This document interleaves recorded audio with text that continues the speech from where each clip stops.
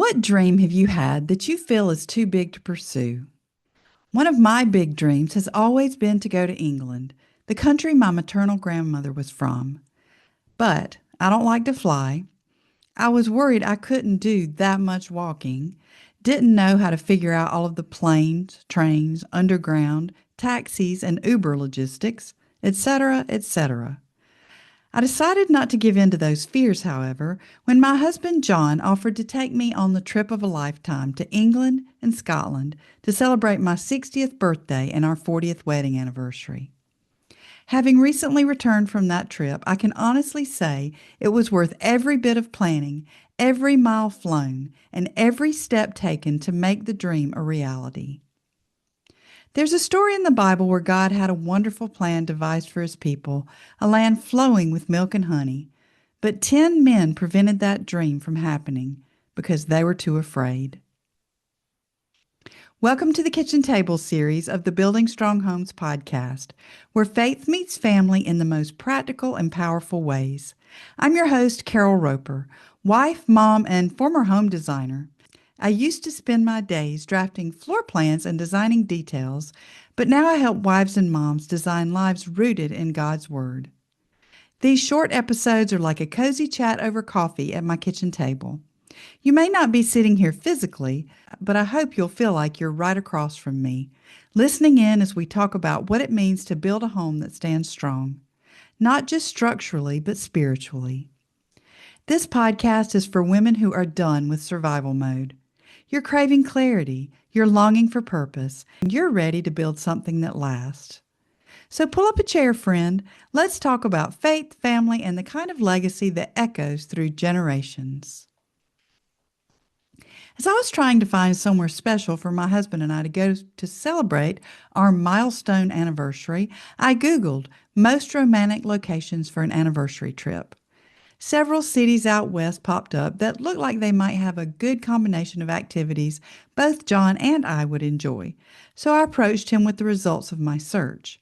Because he's always talked about wanting to go out west, I thought he'd be excited to go ahead and book something. Instead, I was met with hesitation. I couldn't understand why he wouldn't get on board with any of my suggestions and kept asking what he wanted to do. After all, to book a trip like this, we'd need to make reservations well in advance to make sure we could get rooms at the hotel we wanted. But every time I asked, I was met with disinterest. I wasn't sure what was going on in his mind, and he wouldn't even give me a hint. Several weeks later, he came in from work and sat down in my office. With a twinkle in his eye, he asked, "What would you think about going to England to celebrate our anniversary?" I thought it must be a trick question since he'd always strongly opposed any suggestion I'd made about going to England. I gave him an uncertain look. "I'm serious," he said. "You've always wanted to go, and we can meet Adeline and her family while we're there." And if you'd like to hear that crazy story of how a long-lost cousin in England found John through Ancestry DNA search, listen to my episode with Adeline St. John. I'll have a link in the show notes. Still skeptical, I said, "You'll probably be bored the whole time since you don't like history and have no interest in architecture. I don't want you to be miserable the entire trip. It's your anniversary, too."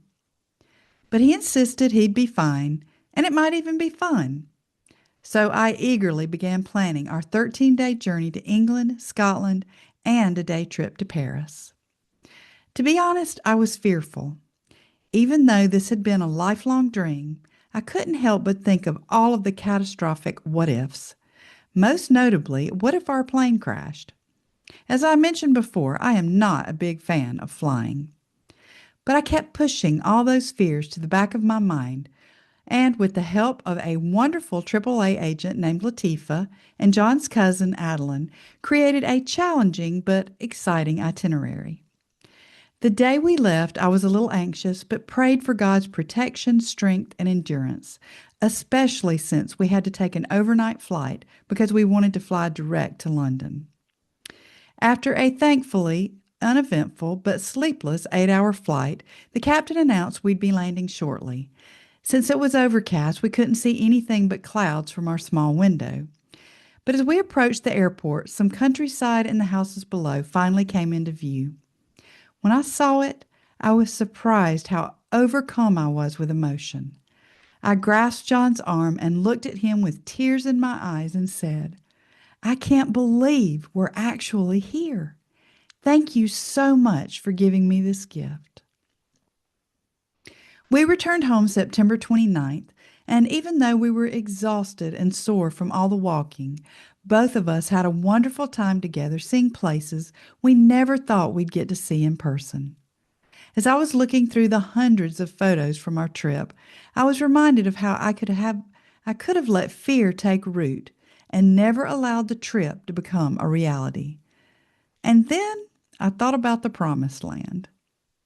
I remembered a podcast I listened to a few weeks ago where the guest was talking about the Israelites in the wilderness after God had freed them from slavery in Egypt.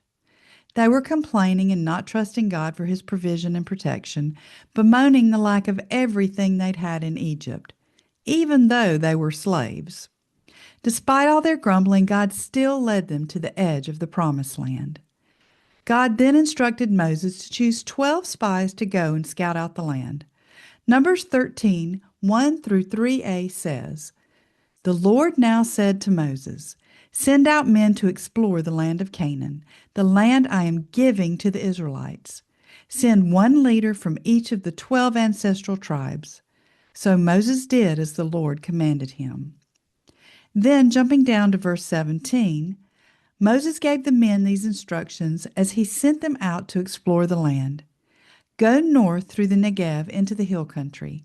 See what the land is like and find out whether the people living there are strong or weak, few or many. See what kind of land they live in. Is it good or bad? Do their towns have walls, or are they unprotected like open camps? Is the soil fertile or poor? Are there many trees? Do your best to bring back samples of the crops you see. It happened to be the season for harvesting the first ripe grapes. When I dreamed about going to England, I'd watched television shows and learned about the history of the country and looked at photos of all the famous sites. The internet, social media, and television, as well as personal experiences from others who'd gone, were like sending the spies out to see what the country looked like. I'd heard my grandmother talk about growing up there and stories about her family, and I wanted to experience it for myself. Verse 21 starts again. So they went up and explored the land from the wilderness. They went where Moses instructed them to go, and when they came to the valley of Eshcol, they cut down a branch with a single cluster of grapes so large that it took 2 of them to carry it on a pole between them. After exploring the land for 40 days, the men returned to Moses, Aaron, and the whole community of Israel. They reported to the whole community what they had seen and showed them the fruit they had taken from the land. This was their report to Moses. We entered the land you sent us to explore, and it is indeed a bountiful country, a land flowing with milk and honey. Here is the kind of fruit it produces. But the people living there are large and fortified. We even saw giants there, the descendants of Anak. Now, Anak was the father of Anakim, a race of giants who lived in Canaan, so they probably weren't exaggerating about that. Going back to verse 30, but Caleb tried to quiet the people as they stood before Moses. Let's go at once to take the land, he said. We can certainly conquer it. The Bible says that Caleb followed God wholeheartedly, and he obviously had great faith.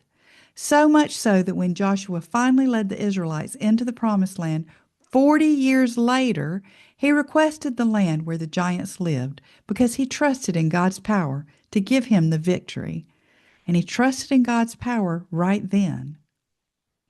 Then verse 31 says, But the other men who had explored the land disagreed. We can't go up against them. They are stronger than we are. So they spread this bad report about the land among the Israelites. The land we traveled through and explored will devour anyone who goes to live there. All the people we saw were huge. We even saw giants there, the descendants of Anak. Next to them, we felt like grasshoppers, And that's what they thought too.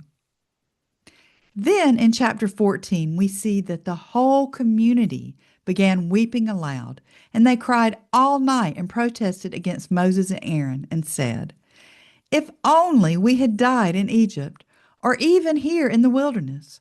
Why is the Lord taking us to this country only to have us die in battle? Our wives and our little ones will be carried off as plunder. Wouldn't it be better for us to return to Egypt?" Then they plotted among themselves, "Let's choose a new leader and go back to Egypt." Now, I know my trip to England didn't involve giants or battles or even the promised land, but it was a big enough dream that it scared me. Not to make light of what the Israelites went through, but I struggled with fear as well. Real fear. What if any of those worst case scenarios happened if we booked this trip? What kind of regret would I have then? Would I wish I'd stayed in my comfortable bubble of my little town of Fountain Inn? Would I trust God to take care of us? Those what ifs postponed me from booking the trip by at least a month, if not more. But when John asked if I wanted to go, I knew I had to push past that fear and follow through with the dream. I booked the trip. I believe God opened that door because He wanted me to receive a blessing. He is a good God who delights in His children. By the way, I'm not talking about prosperity gospel here. I'm just saying that, like we, as parents, enjoy giving our children good gifts of delight, God does the same for us. Those 10 men who were so afraid thought it would be better to spread fear through the camp rather than trust God with the outcome. Because of their fear, all of the Israelites, including Joshua, Caleb, and Moses, had to wander through the desert for 40 years, 1 year for every day they spent spying out the land, until every one of them over the age of 20 had died, except Joshua and Caleb. 10 men changed the trajectory of a nation because they didn't trust God, even though they'd seen Him do miraculous things we couldn't even imagine. Again, I know my decision to travel abroad didn't have the fate of a nation riding on it. Stick with me here. But I was able to show my children that I wouldn't let fear prevent me from following my dream. And that can have an impact on your kids and help build their faith. Many times, little eyes see a mom or dad who don't trust God enough to pursue a better life, to break a generational cycle, or to look to Him when they encounter financial difficulties. Then those children grow up and keep those habits of fear in their own families. God wanted His children to see what delights He had in store for them. Just like when John told me he would take me on this trip, I'm sure I would have disappointed him if I decided my fear was bigger than my faith. He wanted to thrill me with this gift, and I accepted it graciously. Unfortunately, however, when I was almost 18 years old and about to graduate from high school, I was offered another special gift. But that time I refused it because of fear. My dad offered to take me to Germany, where I was born, when he was stationed there in the army, and I turned him down. I was afraid to fly, but I also didn't want to leave my boyfriend, now husband, long enough to go to another country. I'm sure Daddy was hurt when I turned him down. I have so much regret that I didn't step out of my comfort zone then and follow the dream He had for me. He wanted to thrill me with His gift, but I wanted to stay in the familiar. Don't you think God was hurt by the Israelites' response? By their lack of trust that He would take care of them? That even though the land was just as wonderful as He described, they still moaned and complained about how awful it would be to just trust God with the outcome. And not only did they refuse God's gift, but they also decided they wanted to go back to slavery, back to Egypt, where they were terribly mistreated, where the Pharaoh had given the order to kill all of the oldest baby boys at one point, where they lived in constant fear. Yet, that was where they wanted to return. It reminds me of 2 Peter 2:22 that says, "A dog returns to its vomit." They had been exposed to the goodness of God and His miraculous wonders, a God who loved them and took care of them and wanted to give them the opportunity to build a nation in a fruitful land that He was going to give them. Yet, they still didn't believe He would give them victory. So let me ask you, what dream is God offering to you right now? Is it something that scares you? It usually is if God asks you to do it. Will it cause you to trust Him more? Will you be like the Israelites and let fear determine your faith? Or will you trust God to make a way for you while you follow in obedience? I'm so glad I didn't let my fears take over when opportunity came. Now I can say I've lived the dream, and God took care of all the details, even giving me the stamina I didn't think I'd have to walk through so many cobblestone streets, navigate luggage through train stations, and even learn how to use Uber. God had a good gift for me through my husband. I hope this episode has encouraged you to step out of your comfort zone in obedience to God. He has good things for you if you receive them. Don't let fear make you feel like a grasshopper next to that giant obstacle. Take that first step today and see the amazing gifts God has for you. You'll both be delighted by it. If this episode encouraged you, would you please leave a rating and a review? Your reviews are a gift to me, and I read every one.